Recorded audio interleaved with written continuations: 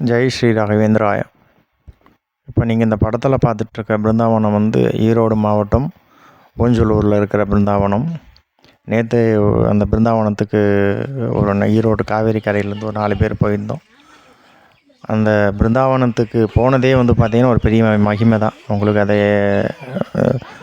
இடையில சொல்லும்போது உங்களுக்கு அந்த மகிமை என்னான்னு சொல்கிறேன் உங்களுக்கு. அந்த பிருந்தாவனம் பார்த்திங்கன்னா 1924 வந்து பிரதிஷ்டை செய்யப்பட்டது. இப்போ வந்து 2025 ஏறக்குறைய ஒரு 101 வருஷம் ஆச்சுங்க அந்த பிருந்தாவனம் வந்து அங்கே பிரதிஷ்டை பண்ணி. இப்போ வந்து என்னென்னா அந்த பிருந்தாவனம் வந்து இப்போது பாலாலயம் பண்ணி அக்ரஹார வீதியில் வந்து ராகவேந்திரா சுவாமி மண்டபம் ஒன்று இருக்குது. அதுக்கு பக்கத்தில் வந்து ஐயப்பன் கோயில் ஒன்று கட்டிகிட்ருக்காங்க. அதுக்கு பக்கத்தில் வந்து தான் இப்போ பாலாலயம் பண்ணி பிருந்தாவனம் புதுசாக அங்கே பண்ணுறாங்க அப்படின்ற மாதிரி அங்கேருந்து ஆச்சார் மாமா திரு சக்கரபாணி அவர் சொல்லிகிட்டு இருந்தார். இப்போ இருக்கிற அதே பிருந்தாவனம் தான், ஆனால் பாலாலயம் பண்ணி கும்பாபிஷேகம் பண்ணும்போது அதே பிருந்தாவனத்தில் மெத்தி நாங்கள் வைப்போம் அப்படின்ற மாதிரி சொல்லியிருந்தாங்க. இதில் என்ன ஒரு மகிமைன்னா, இங்கே வாரம் வந்து ஈரோடு காவேரி கரைக்கு வந்து செல்வி அம்மான்னு சொல்லிட்டு ஒருத்தவங்க வருவாங்க. அவங்களுடைய கனவில் வந்து ஒரு 2-3 வாரத்துக்கு முன்னாடியே வந்து அந்த ஒரு பிருந்தாவனம் வந்து காட்சி வந்திருக்கு. ஆனால் அவங்க ஃபஸ்ட் டைம் வராங்க.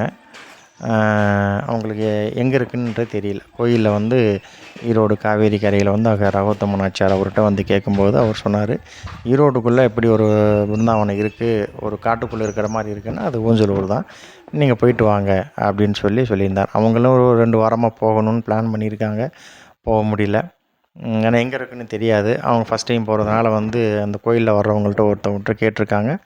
அவங்க வந்து முந்தாநேற்று புதன்கிழமை பத்மநாப தீர்த்தர் ஆராதனை அப்போது போயிருக்கும்போது வந்து பார்த்திங்கன்னா, இந்த மாதிரி ஊஞ்சலூர் போகலாமான்னு சொல்லி கேட்டுட்ருக்கும்போது, சரி போகலாம், நீங்கள் பிளான் பண்ணிவிட்டு சொல்லுங்கள் அப்படின்ற மாதிரி சொல்லிட்டோம்.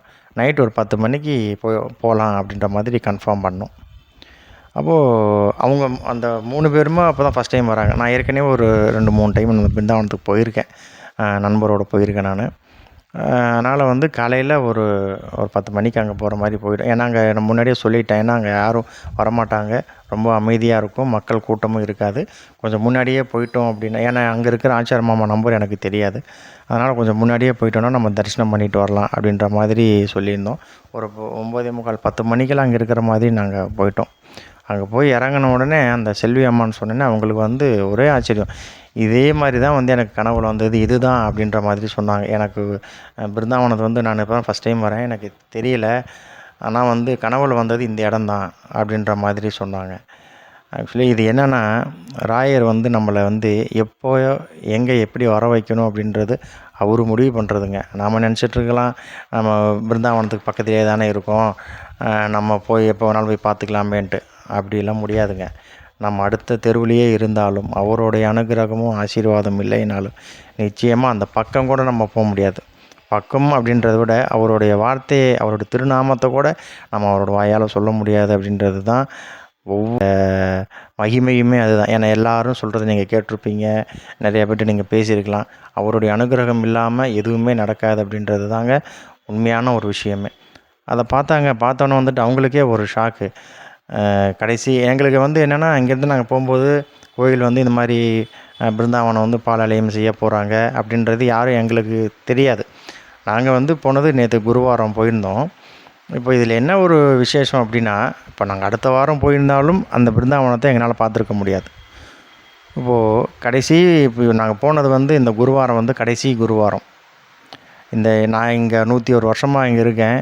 இந்த இடத்துலேருந்து நான் இன்னொரு இடத்துக்கு நான் இடம்பெயர்ந்து போகிறேன், இப்போயே வந்து தரிசனம் பண்ணிக்கோங்க அப்படின்ட்டு சொல்கிற மாதிரி கொடுத்தாருங்க அந்த ஒரு சமிக்கை எங்களுக்கு. அங்கே போனதுக்கப்புறம் அந்த ஆச்சார மாமா சொன்ன உடனே உண்மையிலே மனசு ஒரு பக்கம் கலங்கிருச்சு. இங்கேயே கூட அவர் இருந்திருக்கலாம் தான். இப்போ அந்த இடம் வந்து என்னென்னா, HRNCயில் வந்து ஒரு சிவன் கோயில் ஒன்று பெருசாக கட்டிகிட்டு இருக்காங்க. அந்த ஒரு பிருந்தாவனத்துக்குள்ளே வந்து அந்த ஒரு இடம் வர்றதுனால அந்த இடத்த வந்து எங்களுக்கு வேணும் அப்படின்னு சொல்லி கேட்டதுனால கவர்மெண்ட் வந்து அதை டேக் ஓவர் பண்ணி சிவன் கோயில் வந்து இப்போ அந்த காம்பவுண்டோடு சேர்த்து கட்ட போகிறாங்க. அப்போ வந்து இதில் இன்னொரு விஷயம் என்னென்னா, பக்கத்தில் வந்து அவர் வந்து கிழக்கு முகம் பார்த்து காவேரி கரை ஓரத்துலேயே அருமையான ஒரு ரம்மியமான ஒரு என்ன சொல்லலாம், ஒரு வனம்னே சொல்லலாம். பக்கத்தில் வந்து மஞ்சள் போட்டிருக்காங்க, அதுக்கு பக்கத்தில் குட்டி ஓடை ஒன்று ஓடுது. அப்புறம் வந்து நிறையா ஆலமரம், அரச மரம் நிறையா இருக்குது. ராயர் பிருந்தாவனத்தை ஒட்டியே ஒரு குறைஞ்சது ஒரு 100 வருஷம் இருக்குங்க அந்த மரம். அது வந்து கொஞ்சம் இப்போ சிதிலம் அடைஞ்சிருச்சு. அந்த மரத்தை பார்க்கும்போது அதனுடைய ஏஜ் கண்டிப்பாக வந்து ஒரு 100 வருஷம் இருக்கும். ஏன்னா அது எல்லாத்தையுமே எடுத்துகிட்டு தான் இப்போ வந்து சிவன் கோயில் கட்டுறாங்க. இப்போ ராயரோட பிருந்தாவனத்துக்கு முன்னாடி வந்து பார்த்திங்க அப்படின்னா அத்தி மரத்தில் செய்த ஒரு லிங்கம் இருக்கார். பக்கத்துலேயே வந்து பார்த்திங்கன்னா லக்ஷ்மி நாராயணர் அவரும் இருக்கிறாரு. ஒரே கல்லில் செதுக்கப்பட்ட லக்ஷ்மி நாராயணர் குட்டியாக இருக்கும். நீங்கள் ரொம்ப கொஞ்சம் பக்கத்தில் போய் பார்த்தீங்கன்னா தான் உங்களுக்கு தெரியும். இப்போது அந்த சிவன் தான் இப்போ வந்துட்டு உள்ளே போகிறாங்க. அது அந்த கோயிலோடைய வேலைப்பாடுகள் தான் இப்போ வந்து இப்போது நடந்துகிட்ருக்கு. வாய்ப்பு கிடைச்சது அப்படின்னா உங்களுக்கு அவர் சக்கரபாணி மாமாவுடைய நம்பர் உங்களுக்கு நான் அதில் டிஸ்கிரிப்ஷனில் கொடுத்துருக்கேன். நீங்கள் அவரை போய் நீங்கள் பேசிவிட்டு நீங்கள் அவரை எப்போ நீங்கள் வரீங்கன்றது. ஏன்னா அங்கே ரொம்ப ஒரு அக்ரஹார வீதாங்க, பெருசாக ஒன்றும் மக்கள் கூட்டமெல்லாம் இருக்காது.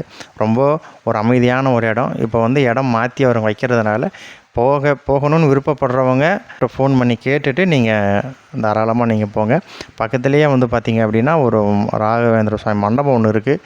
அதில் வந்து பார்த்திங்கன்னா திரு ராமச்சந்திரன் மாமா அவங்க வந்து பார்த்திங்கன்னா ஒவ்வொரு மாதமும் முதல் வியாழக்கிழமை வந்து அன்னதானம் போட்டுட்ருக்காங்க. நேற்று எங்களுக்கு அந்த ஒரு தீர்த்த பிரசாதம் சாப்பிட்ற ஒரு பாக்கியம் வந்து ராயர் கொடுத்தாரு. 4 பேரும் சாப்பிடல, வந்துட்டிங்க நீங்கள் சாப்பிடுங்க. நாங்கள் எப்போயுமே வந்து பார்த்தீங்கன்னா வியாழக்கிழமை வந்து காவேரி கரை மடத்தில் சாப்பிட்றது தான் வழக்கம். அதனால் வந்துட்டிங்க, இங்கே நீங்கள் சாப்பிட்டு போங்க அப்படின்ற மாதிரி தரிசனத்தையும் கொடுத்து, இதில் என்ன ஒரு மனசு ரொம்ப ஒரு வேதனை என்னென்னா, ஒரு 101 வருஷமாக இருக்கிற அந்த ஒரு பிருந்தாவனங்க. அந்த பிருந்தாவனத்தை பார்க்கும்போதே நீங்கள் ஒரு 10 நிமிஷம் அந்த இடத்துல போய் உட்காந்து பேசுனீங்கன்னா அவ்வளோ ஒரு ரம்மியமாக இருக்கும். எந்த விதமான ஒரு டிஸ்டர்பன்ஸுமே இருக்காது. ஏன்னா நீக்க மாட்டாங்க. அந்த மாதிரி ஒரு ரம்மியமான ஒரு இடங்க. அந்த இடம் வந்து இப்போ அந்த இடத்துலேருந்து ராயர் வந்து மாறி இன்னொரு இடத்துக்கு போகிறாரு அப்படின்றபோது மனசு ரொம்ப ஒரு பக்கம் ரொம்ப கலங்கிருச்சு. பட் இருந்தாலும் வந்து அது என்ன நடக்கணும்னு இருக்கோ அது நிச்சயமாக நடந்தே தீரும் அப்படின்றது தான் வந்து ஒரு விஷயம். அதனால் நீங்கள் வாய்ப்பு இருக்கிறவங்க நீங்கள் அந்த ஃபோன் பண்ணி கேட்டுட்டு நீங்கள் அந்த பிருந்தாவனத்தை போய் நீங்கள் பார்க்கலாம். ஏன்னா கும்பாபிஷேகம் அடுத்து பண்ணும்போது அந்த மாதிரி தீய பிருந்தாவனத்தை நம்ம பார்க்க முடியும். அது வரைக்கும் பார்த்திங்கன்னா வேறு ஒரு இதில் தான் அவங்க வச்சுருப்பாங்க அந்த சம்பிரதாய சாஸ்திரப்படி. அதனால் வந்து நீங்கள் மாதத்தில் ஒரு நாள் வந்து பார்த்திங்கன்னா அங்கே முதல் வியாழக்கிழமை வந்து அன்னதானம் போடுறாங்க. அன்னதானத்துக்கு கொடுக்குறவங்களும் வந்து பார்த்திங்கன்னா அவருடைய நம்பரும் அந்த திரு ராமச்சந்திரன் சொல்லி அவருடைய நம்பரும் அதில் கொடுத்துருக்கேன். அவர்கிட்ட நீங்கள் ஃபோன் பண்ணி கேட்டுட்டு உங்களால் வந்து என்ன கைங்கரியம் செய்ய முடியுமோ அதையும் நீங்கள் செய்துட்டு வாங்க. அந்த ஒரு பக்கத்தில் அந்த ராயர் பிருந்தாவனம் வந்து கிழக்கு நோக்கி இருக்குது. ராயர் பிருந்தாவனத்துக்கு பக்கத்துலேயே வந்து பார்த்திங்கன்னா வடக்கு நோக்கி ஒரு குட்டியாக வந்து ஒரு ஆஞ்சநேயர் இருக்கார். அந்த ஆஞ்சநேயர் வந்து பார்த்திங்கன்னா கிட்டத்தட்ட வந்து 200 வருஷம் ஆச்சு அப்படின்னார் மாமா. அந்த சக்கரபாணி மாமா வந்து ஆஞ்சநேயர் வந்து 200 வருஷமாக இருக்கார் அப்படின்ற மாதிரி சொன்னாங்க. அப்போது இப்போ அந்த ஆஞ்சநேயர் அங்கே தான் இருக்கார். ராயர் மட்டும்தான் அங்கேருந்து இடம் பெயர்ந்து உள்ள வேற ஒரு இடத்துக்கு போகிறார் ஒழிய ஆஞ்சநேயர் வந்து அங்கேயே தான் இருக்கார். அதோடு சேர்த்து தான் இதை கட்டுறாங்க அப்படின்னு சொல்லி சொன்னார்.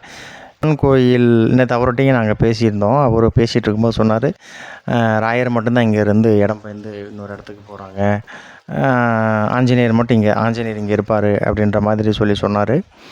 அவருக்கும் எங்களையே சேர்த்து பூஜை பண்ண சொல்லிட்டாங்க அப்படின்னு சொன்னார். எதுக்காக அப்படின்னா அந்த சிவன் கோயில் பூஜை பண்ணுறவங்க அர்ச்சகராகட்டும் யாராக இருந்தாலும் அவங்க ஆஞ்சநேயருக்கும் சேர்த்து பண்ணிக்கலாம். பட் ராயருக்கு பூஜை பண்ணுறது அப்படிங்கிறதுக்கு சில ஒரு ஆச்சாரம், சில ஆச்சார நியமங்கள் நிறையா இருக்குது, உங்களுக்கு தெரிஞ்சிருக்கும். அதனால் வந்து பார்த்திங்க அப்படின்னா அவரை வந்து அங்கேருந்து எடுத்து பாலாலயம் பண்ணி உள்ளே வைக்கிறாங்க. வாய்ப்பு இருக்கும்போது நீங்கள் அங்கே போயிட்டு வாங்க. காவேரி கரை ஓரத்தில் ஒரு ரம்மியமான ஒரு இடம், அமைதியான ஒரு இடம், எந்த விதமான இடையூறுகளும் இல்லாத ஒரு அருமையான ஒரு பிருந்தாவனம் கிடைச்சா அந்த பிருந்தாவனத்தை வந்து நீங்கள் தரிசனம் பண்ணுங்கள். அந்த சக்கரபாணி அவருடைய அவரோட மாமாவோட நம்பர் நான் உங்களுக்கு அதை நான் கொடுத்துருக்கேன். அவர் கிட்டத்தட்ட வந்து பார்த்திங்கன்னா 1985 அங்கே பூஜை பண்ணிகிட்ருக்கார். இந்த ஏறக்குறைய ஒரு 40 வருஷமாக பண்ணிகிட்ருக்கேன்னு சொன்னார். ரொம்ப நெகிழ்ச்சி ஆயிடுச்சு. என்ன சந்தோஷம். இதோட நான் அந்த பிருந்தாவனத்துக்கு நான் ஒரு 3வது முறை நான் அந்த இடத்துக்கு நான் வர்றதுக்கு உண்டான பாக்கியம் கொடுத்தாரு. ஏன்னா இன்னும் நம்ம நினச்சாலுமே அந்த ஒரு இடத்துல போய் நம்ம நிற்கிறதுக்கு உண்டான வாய்ப்பு இல்லை. அது நினைக்கும் போது ரொம்ப கஷ்டம். இருந்தாலும் வாய்ப்பு இருக்கும்போது நீங்கள் போயிட்டு வாங்க. மீண்டும் அடுத்த பதிவில் சந்திப்போம். ஜெய் ஸ்ரீ ராகவேந்திரா. குருவே சரணம். நன்றி, வணக்கம்.